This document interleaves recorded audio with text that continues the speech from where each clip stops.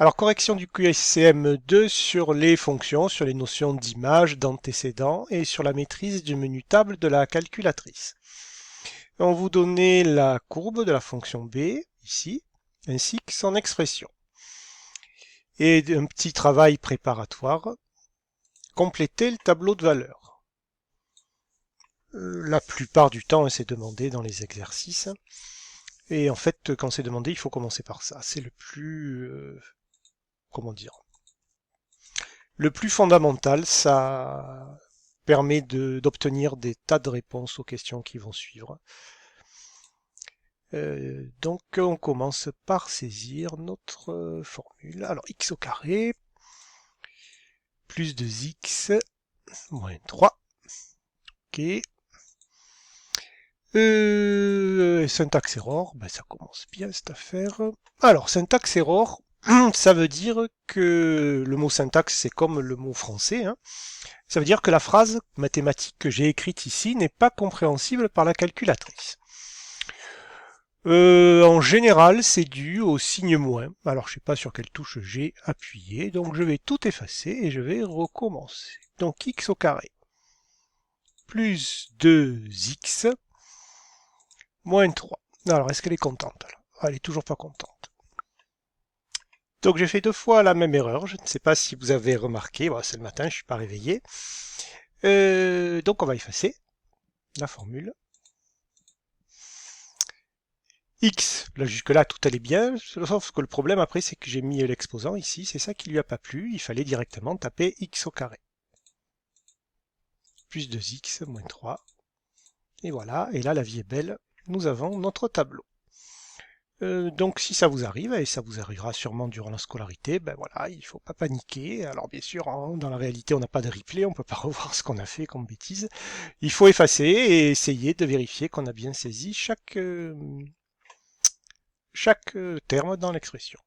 Ici, mon tableau, bah, je vais le paramétrer puisque ça part de -5, ça va jusqu'à 3, et puis ça augmente de 1 chaque fois, donc ça, c'est pas du temps perdu. C'est une option, bien sûr, on peut taper simplement les valeurs ici de,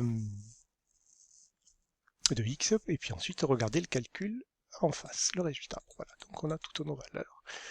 -1, -4, 0, -3, 0, et voilà, on a notre tableau, super. Eh ben, on va voir.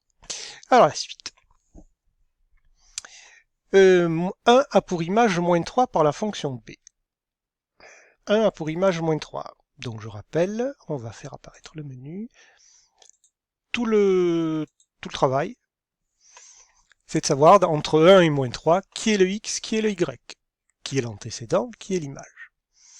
1 a pour image -3, donc ça veut dire que l'image c'est -3.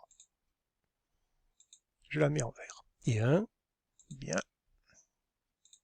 c'est l'antécédent, c'est le x. Donc par conséquent, pour savoir si ça est vrai ou faux, alors il y a plusieurs solutions, hein. Je peux regarder le tableau. Dans le tableau, je vois que 1 ici c'est un x, donc c'est celui-là que je regarde, il a pour image 0, donc il n'a pas pour image -3, c'est faux. Et, pardon, je peux aussi ouvrir regarder la courbe. 1 sur l'axe des x, il est ici, et il n'a pas pour image -3, il a pour image 0. Alors, b de 5 égale -4. B de 5, bon bah déjà, alors, pardon, on doit savoir par cœur que le chiffre qui est écrit dans la parenthèse est le x, et que le chiffre qui s'écrit, le nombre qui s'écrit après, est le y. Ça c'est la base, hein, c'est le cours. Si on ne le sait pas, on peut rien faire, ça c'est clair. Donc il faut le savoir par cœur. Bon ben le 5 ici, je vois qu'il n'est pas sur l'axe des x, pardon, sur la ligne des x dans le tableau, donc c'est mal parti. Et d'ailleurs, ben, il n'y a rien du tout ici. Alors si je veux en être sûr, bon ben je peux aller dans mon tableau, hein, et puis ici, ben, je vais taper 5, on va voir. Voilà. B de 5, c'est 32. B de 5, j'ai mis 5 dans la colonne des X, et la calculatrice m'a calculé le B de 5, c'est 32. Le Y, c'est 32. Donc c'est pas -4, c'est faux. 5 a deux antécédents. on s'intéresse aux antécédents de 5, ça veut dire que ce 5 c'est un y. Par conséquent, on va regarder la courbe, je trouve que c'est plus simple, et puis on regardera le tableau après. Le 5y, il est ici. Je remarque que si je trace une droite horizontale comme ça, à la hauteur de la graduation 5 de l'axe des y, elle va couper deux fois la courbe. Une fois ici, une fois ici. Ça veut dire qu'il y a deux antécédents. Le premier antécédent, c'est moins 4. Tac, tac, on aboutit à 5. Et le deuxième antécédent, c'est 2. Tac, tac. Ce qu'on peut voir ici dans le tableau, hein. Voilà mon 5.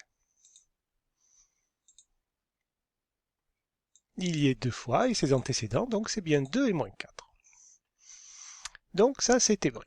B de 0 est égal à moins 3. Donc vous avez vous-même interprété les informations. Le 0, c'est le x, et le moins 3, c'est le y.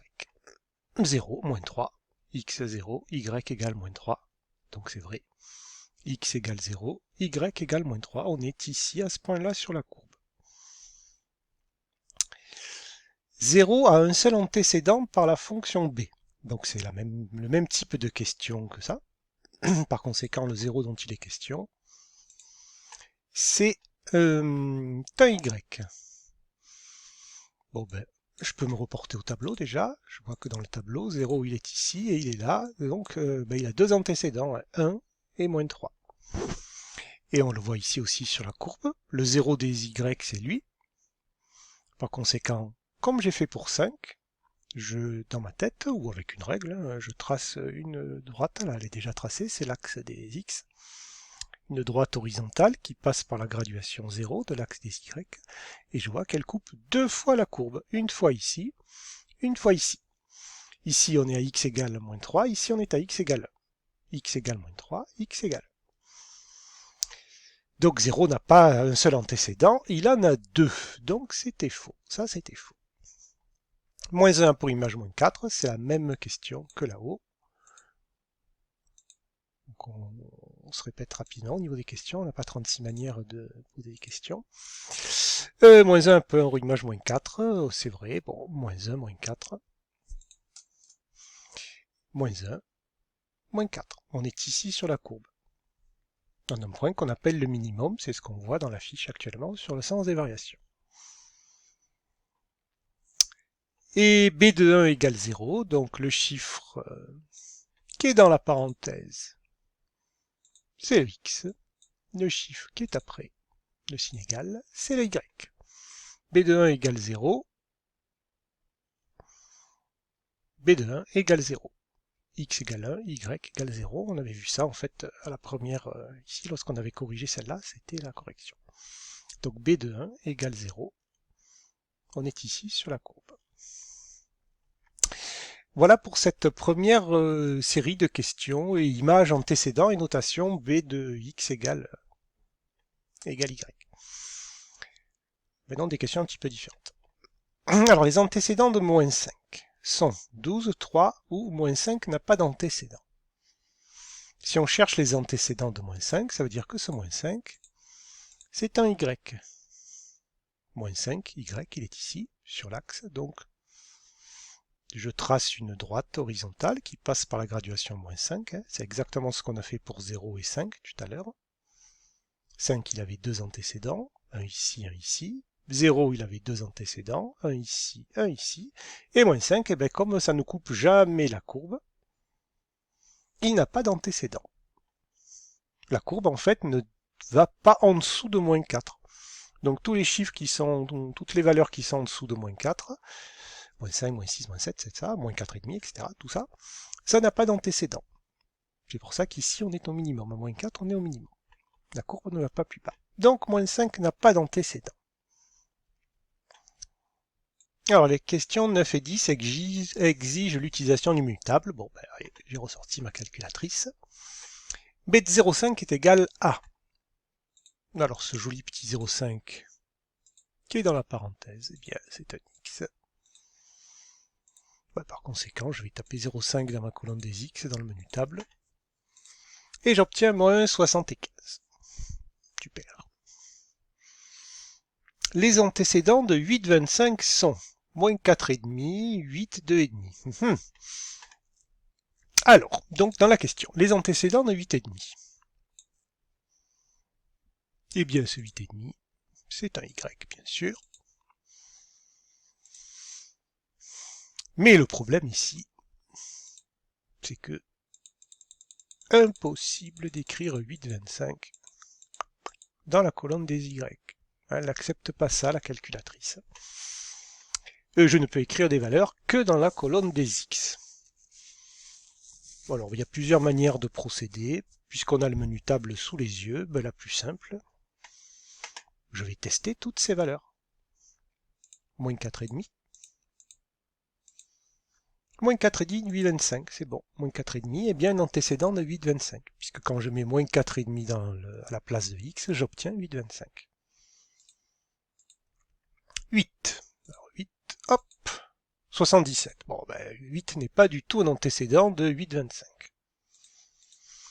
Et 2,5, hop, ah ben ça marche aussi, 8,25. Donc voilà mes deux antécédents. Ben c'est comme ça qu'on peut faire par le menu table. Sinon, si on jette un coup d'œil sur la courbe, donc c'était 8,25. Sur la courbe à 8,25, sur l'axe des Y, c'est à peu près par ici.